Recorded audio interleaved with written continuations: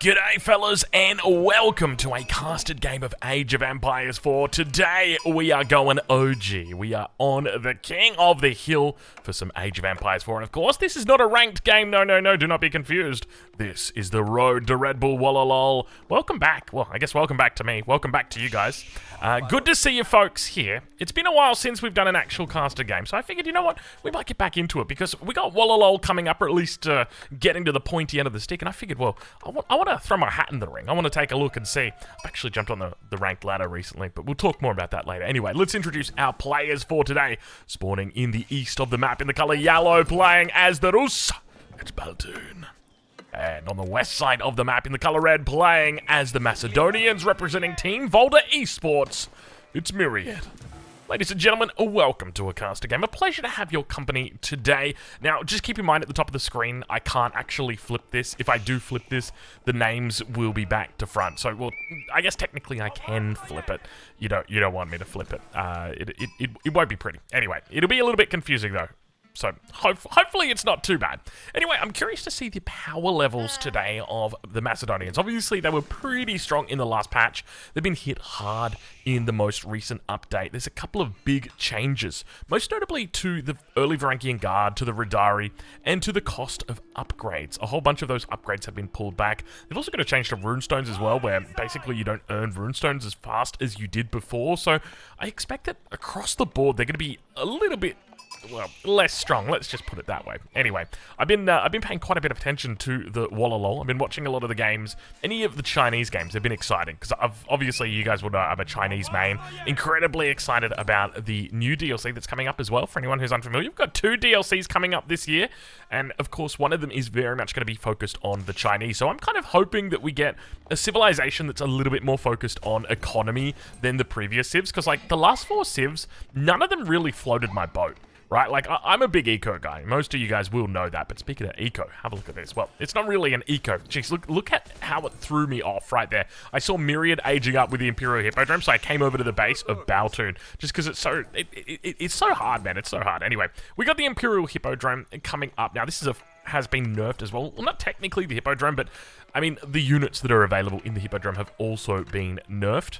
Now, they're minor nerfs, but they still will impact things like the movement speed buff that the Radari, the champion Radari provides. Little things like that.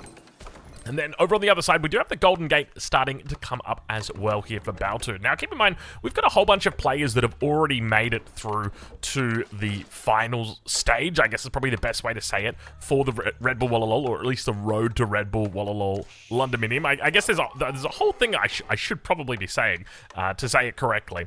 And these players at the moment are vying to get into that final stage so that hopefully they can make it to the actual main event. I mean, that's what they all want to be doing, right? So that is the ultimate goal here for these players. So I guess realistically, Baltoon, Myriad, both incredibly talented players, both obviously Conqueror 3 players. So I'm curious to see exactly how Myriad looks to play it, specifically with the fact that we've got those nerfs coming through. But we do have a little bit of some upgrades on the way. So I suspect with this you're going to be seeing your professional scouts coming through potentially. Actually, I take it back. I got thrown off again. It's because the Rus is on this side and the Macedonians are over here, and I'm thinking, okay, we're going to see professional scouts from the hunting cabins. No. It's not going to be the case. Myriad actually taking the hunt. I tell you what, that throws me off. You know, I shouldn't be too worried about you guys. I should be more worried about myself. But we do have the first of the age ups now coming through here for Baltoon. Decent age up times here as well for both players, 4 minutes, and we see the Varangian war camp now being thrown down as well. Hippodrome is going to start preparing that very first champion, and a horseman goes into queue. Meanwhile, over on the other side of the map, we're right on board with Baltoon for a little bit here, as we do see he's got quite a few villages underneath the town centre here, all close, all gathering. Now, when it comes to King of the Hill, keep in mind that there is only that single sacred site, and that's often what the games are going to be fought over. It's where those games are won, it's where those games are lost. So we'll be paying very keen attention to that. There are 5 relics. They're pretty evenly split as well. We've got the 3 down the bottom, 1 towards the middle, and 1 kind of safely up towards that top side. Barracks now going to come out for Baltoon. Now, if we check in with Baltoon, he obviously knows about the Hippodrome. So naturally, he's going to say, okay, Hippodrome, that means cavalry. So we're just going to go ahead and make this easy and just grab our early barracks there. Professional scouts are coming through for Baltoon. Okay, so we did get that correct. It's been a while. With professional scouts, it's quite expensive now. I remember back in the good old days where it was so cheap and everybody just got it no matter what. Definitely not the case anymore. Professional scouts nowhere near as potent. Let's go with potent instead than compared to what it used to be.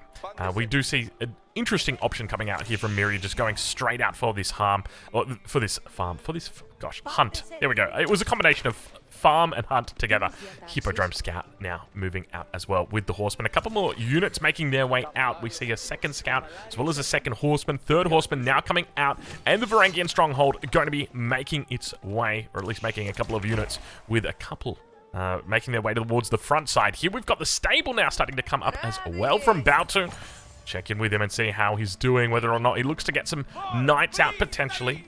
Can always be a bit of a combo breaker here in situations like this. The knight's always difficult to deal with, and what's it going to be? Indeed, it is going to be the early knight now coming out here for Baltune on the defense. Keep in mind, he's got those professional scouts in. He's going to be moving that scout towards the top side. How many scouts are we sitting on at the moment? He's up to 5 scouts, so he's got the 4 scouts back at home, just holding for the moment his hunt to the south, being protected. Now, I don't think there's any actual giveaway for Myriad when he checks this scout that there is professional scouts coming through. You'll see, yeah, there's nothing in here, but he's just going to go in and steal away the venison. Look, there's nothing that really there's nothing that indicates it, but I tell you what, that sure is an indicator right there. Meanwhile, down towards the south side, we got ourselves a little bit of action already starting down here. Spearman trying to make a connection, but of course the archers having nothing to say about it. Now the champion has arrived. It's going to be the champion horseman making its way out onto the map. Of course, quite a bit beefier, but now, speaking of beef, well, not really beef, more venison. He's trying his best to provide a screen here for the scouts, and will indeed do that as 4 scouts going to manage to get past here. Knight going to make a connection with the archers, and the first of the Germiners come through. At least that's what Germiners coming out now. Meanwhile, we've got the Bogminer, but I know I'm not pronouncing that correctly. I've seen the cast on the EGC stream, and they've got a completely different pronunciation. I'm like, you know, we're just going to pronounce this the good old-fashioned way, the English way. We're not going to really play that much into it. Gosh, I tell you what, when the new Chinese civ drops, I'm not going to. Do we dare try and pronounce things correctly for that civ, or are we just going to have another classic case of the Montlu Academy? Sorry. Archery range now going to be coming up for Baltu. And let's check back in with Myriad, though, and see what he's up to. Second Varangian stronghold. So both players definitely keen on the idea of Feudal. We do see Myriad with a little bit of resources in the bank, but nothing too crazy to write home about. Up to 300 silver as well. We'll check back in at the home position with him. Nothing just yet. Just taking a look at when it comes to his upgrades, nothing obviously coming through for the moment. It looks like we could have a potential boar on our hands, or is he just looking to guard up the hunt? Notice position down here. It's very... neither here nor there is probably the better way to say it. He's not aggressive, not defensive. He's got good scouting, though. Take a look at this. Really doing great coverage on all of these hunts. We've got army down towards the south. Meanwhile, towards the top, the horseman together with the scout is up here. If we check in with Baltun, what does Baltun see? Right on board with him. More scouts now moving out. Knights joining the fray. Wheelbarrow on the way through for Myriad here. And of course, that horseman is going to force back the scout, realizing, hey, you know what, we can't go in that direction. But Spear's now going to move towards the north, and that could be an opening potentially for Myriad on the south side as he now makes his way towards the middle of the map. No villagers on gold for Baltun, but keep in mind, playing Darus, he can click a whole bunch of buttons and just instantly age up if he so chooses. But whether or not he actually does that is going to be a different story. Myriad, on the other hand, 2 villagers on gold now. So we'll keep an eye on that as the upgrades continue to roll through. Checking in with Baltun, though. I want to have a look and see how many tickets he's actually got on the Golden Gate. He's up to 4 tickets, so quite a bit in the way of tickets. There's a lot of flexibility with that. 3 scouts now going to be picking up the hunt. I tell you what, going professional scouts on a map like this, a map that's so small, because keep in mind, this is technically the same size as every other map. It's just that the forest essentially reduces the size quite a bit. But now, towards the top side of the map, Spear's going to be holding the front line against the Abgermida. The Knights looking to try and find a way through, just going to be chowing down on the horsemen, having no problems whatsoever. And Myriad getting cleaned up at these early stages of the game. Now, keep in mind, there's not really that many nerfs that are hitting him here. Early Varangian Guards, we are yet to see them out on the field. And obviously, because of that, there's no real nerfs that are in here, with the exception of maybe like the Runestone nerf. You could argue, you could say it could have gone different, but it really just looks like Baltoon had a number advantage in this early fight. Well, right on board now with Myriad as he looks to try and defend in this position. We've still got villagers now down towards the south side. He's migrated down towards that position, looking to deny away that hunt. Obviously, the boar is open to him as well, but you're going to keep in mind, if you were to take the boar, then you're leaving that hunt there. And the longer that it stays there, the more likely your enemy steals it. We now have that Varangian arsenal now beginning to come up. Potential for upgrades. We'll check in and see which way he opts to go. Horseman number continues to build here for Myriad, but I tell you what, military-wise, he's struggling. We can say that for sure. This could be a decent opportunity for Baltoon, whether or not he wants to double down, or whether he wants to think about going Castle Age. Both are good options, and I think the fact that he's gone for professional scouts means that he's got all of that food safe, or at least should have all of that food safe underneath the town centre, but he's going to move out towards the boar instead, which probably means he's going to spend a little bit more resources in the Feudal Age. We can see he's got 2 more knights in queue, but normally if you're going to be pushing out onto the map and trying to look for control, it's not necessarily the smartest idea to be looking for the age up as well. Blacksmith going to be coming down, so definitely planning on staying a little bit longer. But just as I say that, have a look at this. Baltoon now about to go up to the next age. He's been doing a whole bunch of purchasing, and it looks like, how long until that next ticker? 1 second to go. He's going to sell some wood. That should give him enough gold to get up, and I can't believe it. I can't believe it. I mean, I don't know if it's irony. I don't know, what's this? There's going to be a technical term for that. Beautiful hunting cabin here as well along the wood line. But High Trade House is now going to be going to... Oh, it's a god. Oh, my lord, it's a god tier High Trade House. That is going to be disgusting. That is right in the corner of the map. I don't know if you should technically delete this hunting cabin and potentially rebuild it. It's probably a waste of 100 wood, realistically.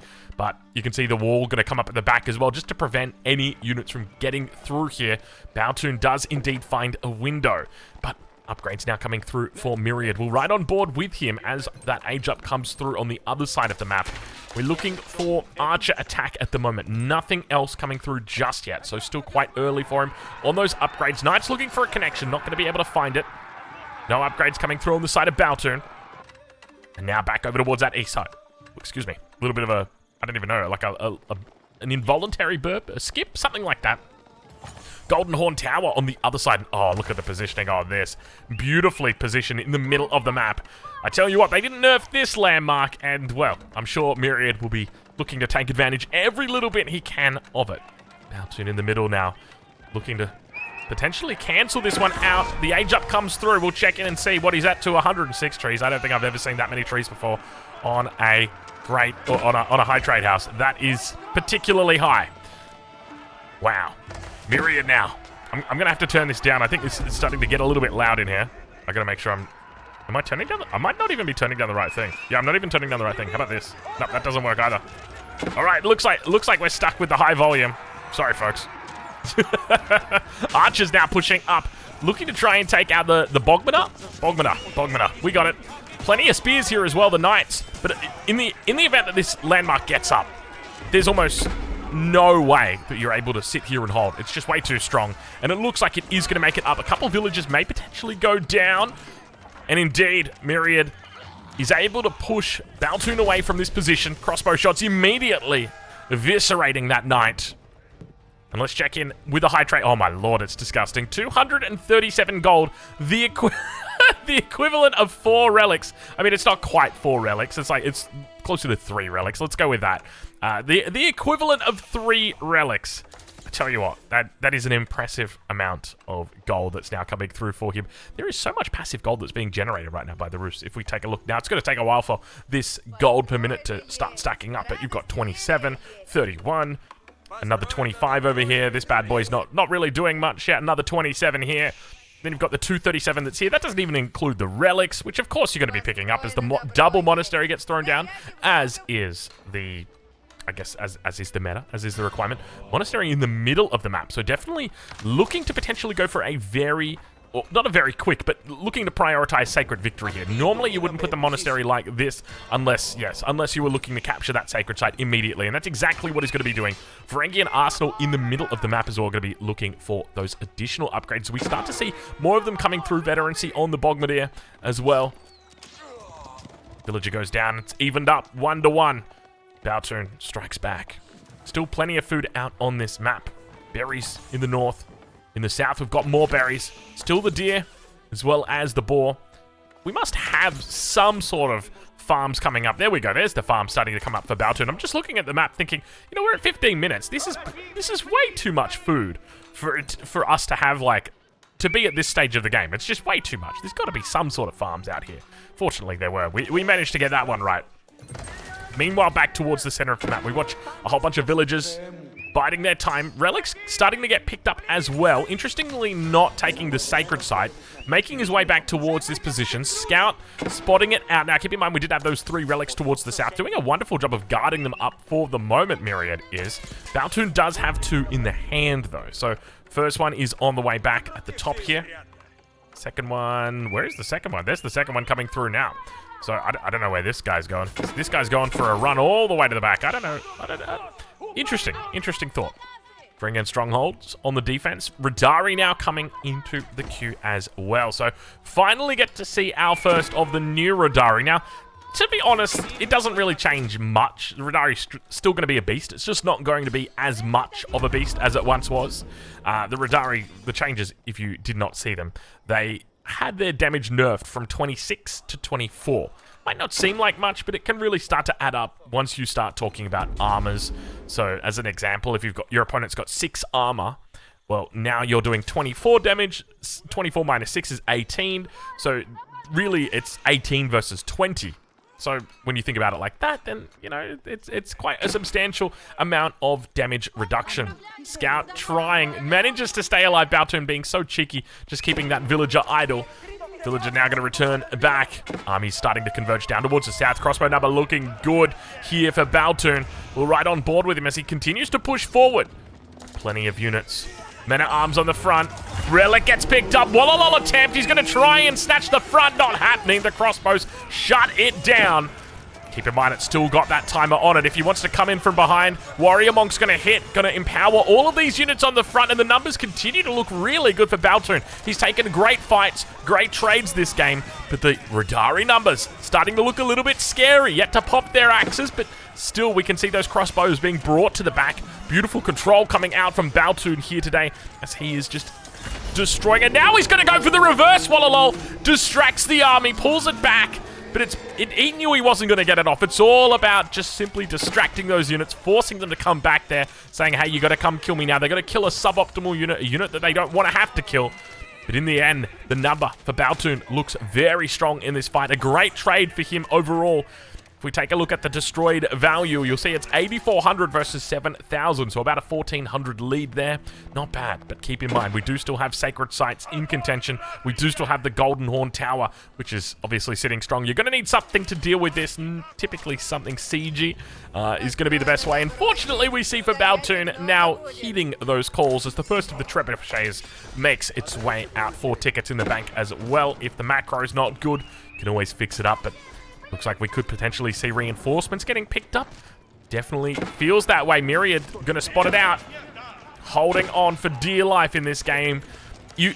When you look at the military count, it doesn't look that bad, but it feels like, to me, it feels like Baltun is very far ahead. But now the archer's gonna be moving up.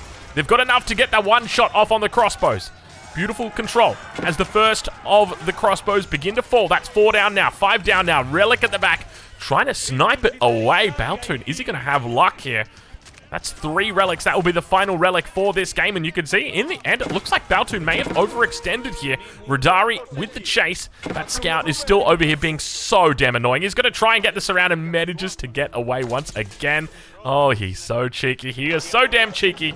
Meanwhile, Radari gets the kill on the Warrior Monk, carrying away the relic. Plenty of units here back towards the middle.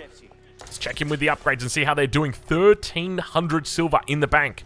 So he's got a lot to play with right now. He's gone in for that cavalry armor at this stage. +3s coming through. No damage just yet. A lot of men-at-arms coming out for Baltoon. Baltoon continuing to try and siege the center. It's been working on that Varangian arsenal. Just a villager or two here to repair. And now the Golden Horn Tower going to start taking damage. It's double trebuchet as well. Keep in mind, it's a heavy investment having to invest in trebuchets. So they don't really offer you a lot of flexibility. Runestone gets thrown down on the front. And now the archers doing a wonderful job of just taking out those crossbows on the back, forcing them away. Rodari trying to make a connection, not really able to do it. Beautiful block by the men-at-arms here as Baltoon holds on for dear life. 6 minutes to go until Sacred Victory, and he's got bigger troubles to worry about, as right now Myriad is looking to finish this game. He's doing a wonderful job of just forcing back all these units. Ville's now going to be pulled to get the repair in. Mangonel out the back says, hey, you ever seen a point-blank Mangonel? No? Or did you want it? Unfortunately, the Mangonel faces the ending that you thought it would. Spring-loaded placement coming through in the Wooden Fortress now. So far, it's looking very good for Myriad. Honestly, at this stage, all Myriad really needs to do is just go all in. That's essentially it. Just keep making units. Honestly, you could probably even, like, stop making vills at this point. And just completely focus on units. Though, to be fair, a villager pays itself off so damn quickly that even with, like, 5 minutes remaining, villagers still probably pay themselves off in that time. But it's not necessarily about that. It's about having that extra food freed up so that you can be making more units. Okay, Myriad now continuing to add in more and more. Beautiful composition that he's got here as well. Nice little blend of everything. Archers, crossbows together with the Rodari. It's a good combo. The main thing I'd be scared of right now are Mangonels, but take a look at this. Golden Horn Tower potentially going down. He's brought villagers over. Myriad doesn't have a whole lot of wood in the bank. 400 at the moment. You could pull more vills. Honestly, I'd probably pull another 1 or 2 vills just to make sure that I'm not going to be losing this, because remember, there's going to be another treb that comes in, and then another treb. You ideally want to try and keep your Golden Horn Tower or your keep as high health as you possibly can, just to try and delay it as much as you possibly can. But now we can start to see that army number really building up here for Myriad with the Macedonians newly nerfed. But is it going to be enough for Baltoon today to tap out? Let's ride on board with him and see as he continues here. Oops, wrong button. There we go. So we got the 2 trebs at the moment, the double siege workshop, a single Mangonel at the back as well. Mango's going to do quite well. There's a decent number of range units in here. 18 range units. Treb still firing off. Golden Horn Tower staying alive. Rodari looking very scary. How many crossbows are we talking for Baltoon? 24. 24 is enough to one-shot, and that is where you want to be. If you've got enough to one-shot, you're going to be fine.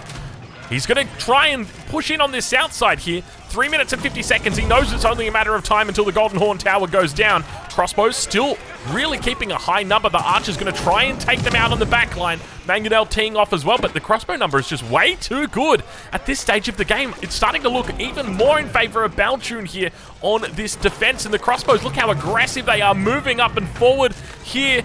Now all the Rodari have fallen, and this is where it starts to get really difficult, because now, all of a sudden, you've got a Golden Horn Tower that's potentially going to be going down any second here. We've got triple trebs that are out now. And naturally, there's going to be a 4th one that probably arrives soon as well. Rodari number's still looking good. I'm almost tempted to say, I'd love to see, like, a horseman. Like, just a couple of horsemen in here. That doesn't have to be a lot. Just enough horsemen to try and force the crossbows back. Because you got to remember with the crossbows... Oh, gosh. You've got to remember with the crossbows, I got to make sure I enunciate my words correctly. You've got to remember with the crossbows, they are quite fragile, and they are scared of horsemen. They won't just stand and fight against them, so if you can get those horsemen to connect onto the crossbows, it should ideally force them to move away from that front line and will stop them focusing down all of your Rodari. But beautiful decision-making coming through so far from Myriad, able to continue delaying this game. I love the fact that there's 2 minutes and 30 seconds to go, and now he's looking for eco upgrades. Does he just know that it's not going to happen this way? Does he know that he's not going to be able to win the Sacred Victory? You can see he's run out of wood now, down to 30 wood. He is slowly building that wood back up. He's got 1,100 wood per minute right now. He's throwing down farms, I see. That's probably part of the issue.